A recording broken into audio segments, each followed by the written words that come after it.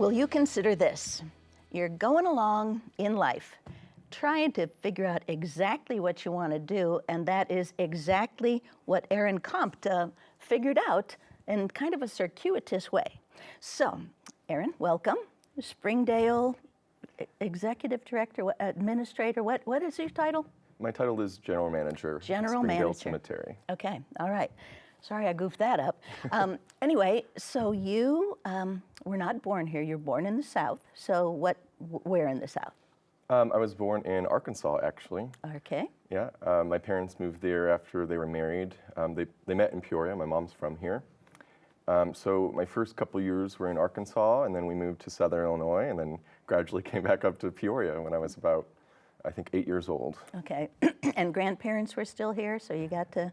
Well, my grandparents were unfortunately deceased at the time, Okay. so yeah, I didn't get to know my grandparents very well. You missed out on that part. Yeah, but generations of my family are from here. So. Awesome, awesome. So there's still a lot of relatives. Yes. A lot of fingers all kind of stretching out throughout this area. Exactly. Good for you.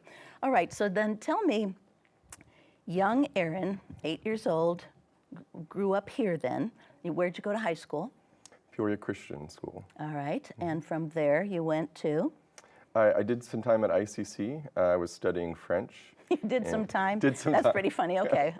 I think, yeah. I did some time I get studying French and business. I didn't finish a degree. I was pretty uncertain about what I wanted to do. I moved to Chicago. I spent a good part of my 20s there, working various jobs that were, all very interesting, but weren't leading to a career. Okay. And when I moved back to Peoria, I found myself pursuing a career in funeral services. Mm-hmm. It all kind of stemmed from a chance encounter with someone at an event. I found out he was a funeral director. He was about my age. We got to talking, and by the end of it, he said, "Have you ever considered working at a funeral home?" And of course, the thought had crossed my mind. My family comes from generations of funeral service in Peoria. Huh. But the timing was right. I think I was at a point where I was ready to look at that. So I put on my wingtips, bought a black suit, and I guess the rest is history. That's really crazy. So your family was involved in funeral services Yes. for a while? Yeah. My mom, that's something that you hadn't ever considered? Well, I'd considered it, but never seriously. It was more kind of like a what if? Okay. I'd seen the show 6 Feet Under. I think that's a popular show. Right. And I kind of imagined myself in that role, and it wasn't, unfathomable. It just wasn't something that anyone had ever put me on the spot and said, why don't you come work and see if you like it, see if that's your fit. Right. And it turns out it was. So, and it just was one of those chance encounters. Mm-hmm. So how did that conversation start out? It's just like, oh, what do you do and what do you do? And Well, yeah, sort of. I mean, he looked familiar to me, so I introduced myself, and he said, well, I'm a funeral director, and I work at this funeral home in town. Maybe you know it. And I said, well, I do, actually. So, and I've always, like I said, I've always been curious about it. I've known that's what my family's business was. And I've never been someone to shy away from talking about grief or loss. And I don't know if that's ingrained in me just from my familial background. Right.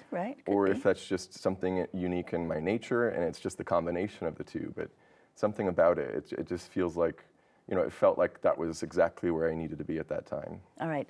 So then you did time, how's that? You did time at a funeral home in Yes. some funeral services. For how long? I did that for, I think, about 5 years before I was like, and I was continuing, I resumed my business studies. And by that time, I was like, this is what I'm doing. This is what I'm doing in my life. So I decided to switch courses again and enroll in a mortuary school. All right. And where was that?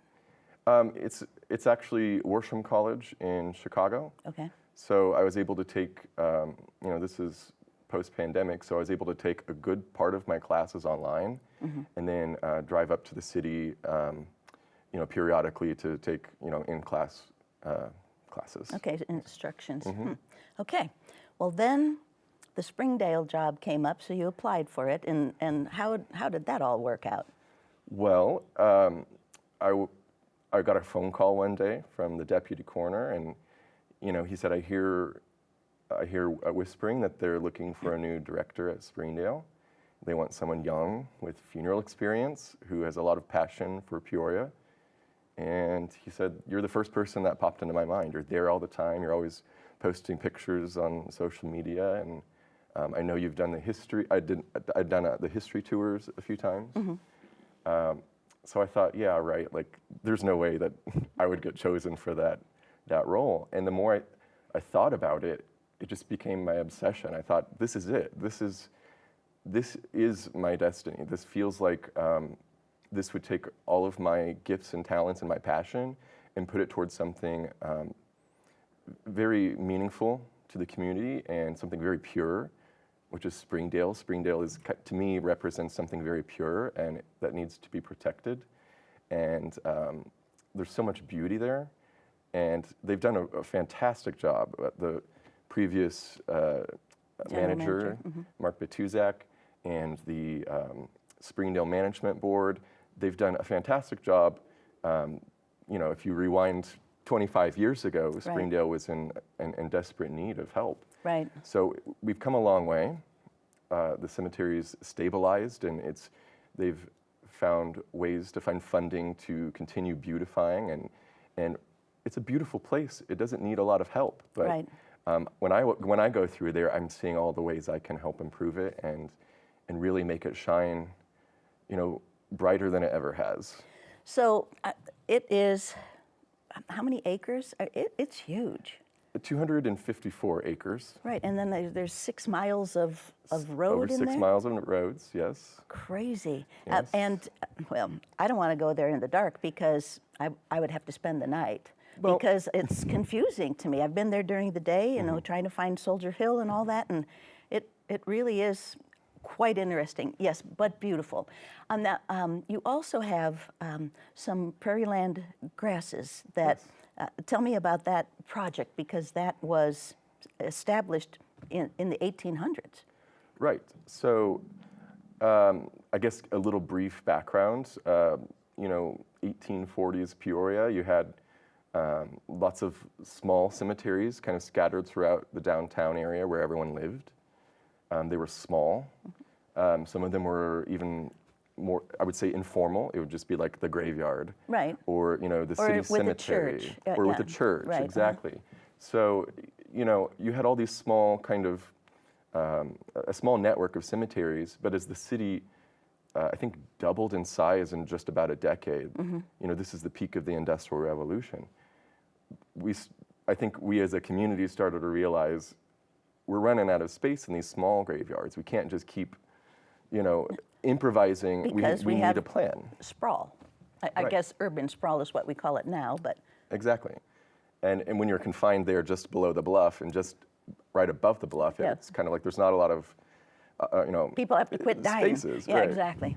So the city planners came up with the idea to charter a cemetery about 2 miles out of town, where we presently reside. That was originally called Burkett's Hollow, and a portion of that is actually Glen Oak Park. But Springdale was there long before Glen Oak Park. At the time, that we didn't have trains, so you would have to take a horse and buggy. Horse and buggy. Or a horse, or just the procession would lead you all the way out of town, and you're watching the cityscape begin to fade away, and it was completely untouched. It was a virgin landscape. It had all of the native plant species of the Peoria area in the Midwest, and one area that has been completely preserved, with the exception of one monument in the middle, is the Springdale Savanna. Okay, yeah. So that tall grass dates back to 10,000 years ago, and it's the largest and, I guess, oldest native prairie land in the state of Illinois. Is that right? Yes. And there's 14 acres? Yes, there's 14 acres. And you like history. You've told us that already, and you've demonstrated it. And no one has tried to encroach upon that in order to use it as burial sites? No, I think if you look early on, I think in one of the older, well, maybe the first history book on Peoria, there was a mention of the Savannah in the Springdale, and how it was the intent to leave that as it was, because that's a remnant of what this whole area used to look like before it was converted into farmland. Right. Wow. Wow. Yeah. And that was pretty far out of town when it was 2 miles away back in the 1800s. Yes, it was a commitment to get there.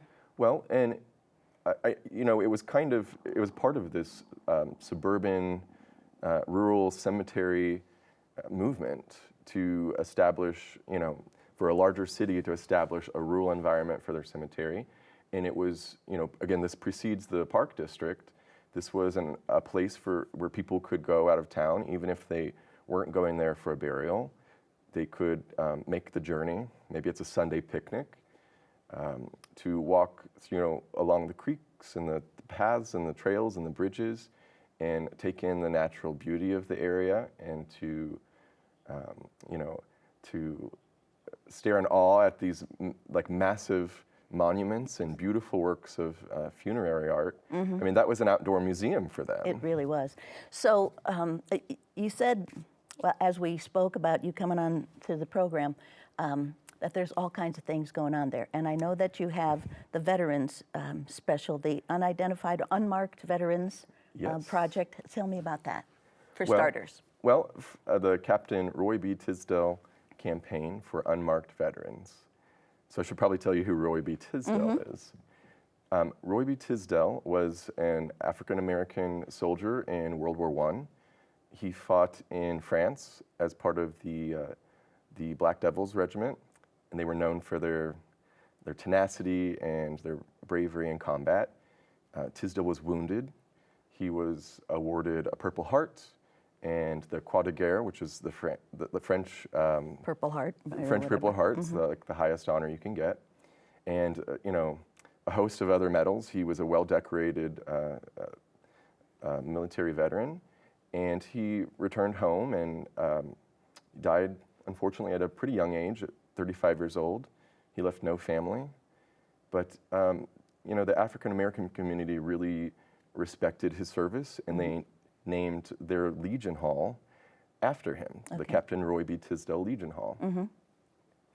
And, like many Legion Halls, they had, they were part of civic events and parades, and they had a marching band, and they had this drum that has his name printed on it.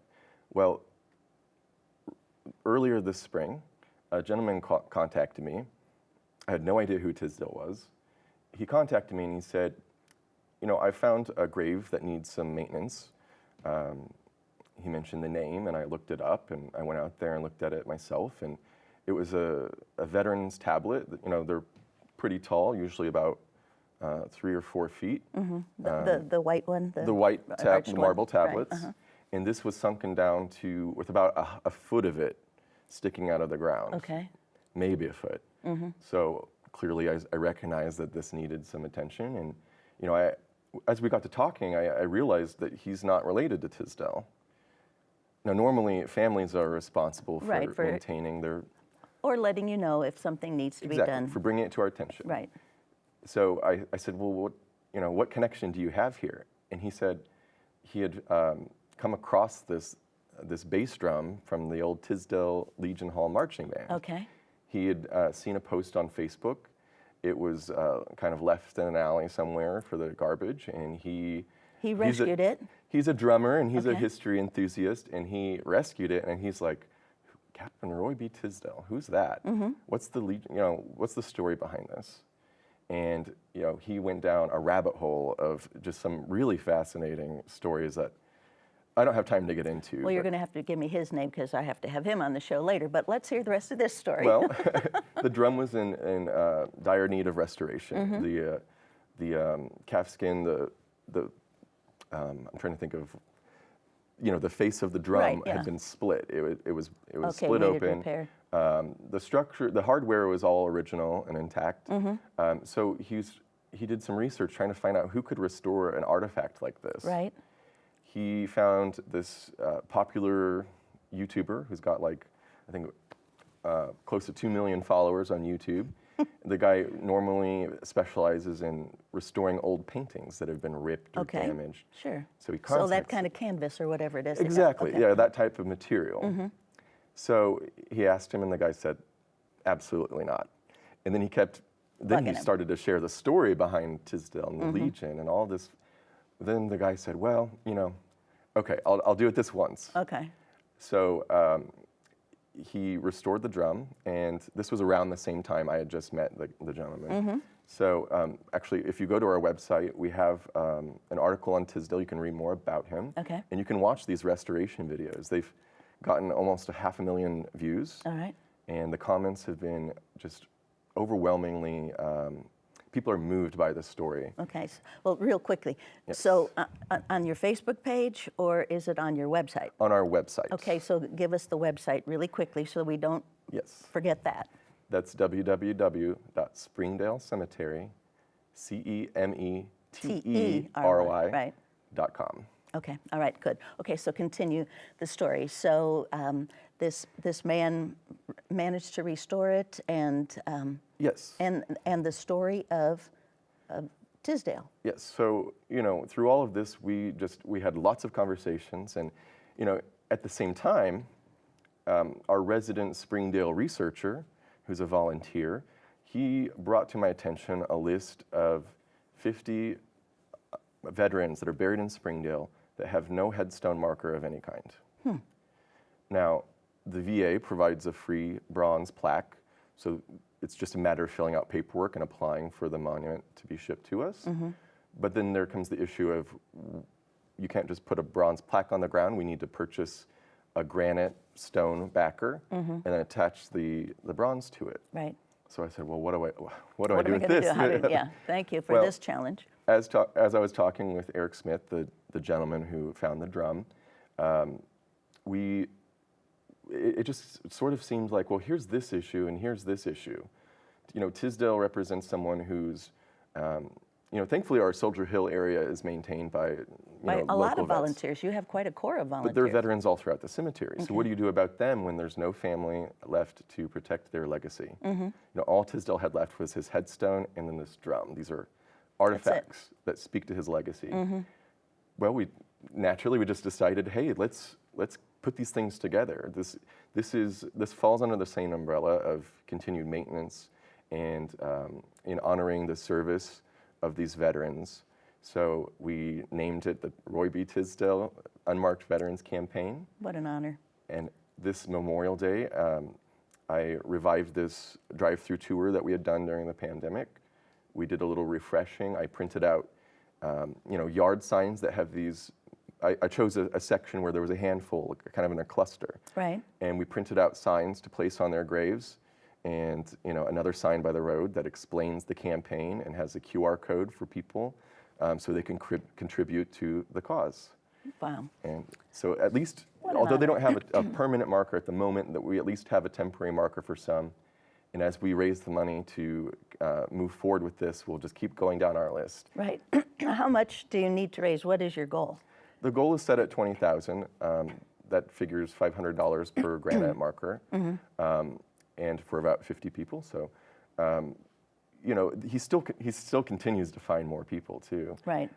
So we've set that $20,000 mark, and anything that runs over that, we'll figure out a proper use for it that will continue to care for these veterans outside of the designated veteran area. Yeah. And that's another one of those, I call it a Holy Spirit thing. It just sort of happens. Things sort of fall into place. I didn't ask for this. It kind of It just came to you. came together naturally, and it seemed like a no-brainer. This is the right thing to do. Again, talking about the old cemeteries and the way people used to treat cemeteries, it wasn't always right, but from our perspective now. After a certain time, they moved on and they said, "Oh, it's been 50 years. Let's put a library on that cemetery." Right. So it's kind of like looking back on history and realizing that they did some things right and some things wrong. Right. So it's correcting the wrongs from the past and making sure that that everyone's life has meaning, And that's the whole point of working in funeral services, is giving people that dignity. Exactly. Wow. So, what else is going on? I mean, what else are you doing to keep you busy at Well, Springdale? I've been busy. I've just been there about a year now. We've seen a good portion of the worst roads in the cemetery resurfaced. I've seen the completion of our first phase in mausoleum restoration. The Springdale Mausoleum turns 100 in 2029. Okay. So I'm embarking on an effort to not just fix, roofing and things like that that are part of the general maintenance of the building, but restoring the stained glass windows in the original mausoleum, and improving the landscaping, and really just I have a couple of years to get this mausoleum in shape for its 100th birthday. Yes. And you found the people who can do this?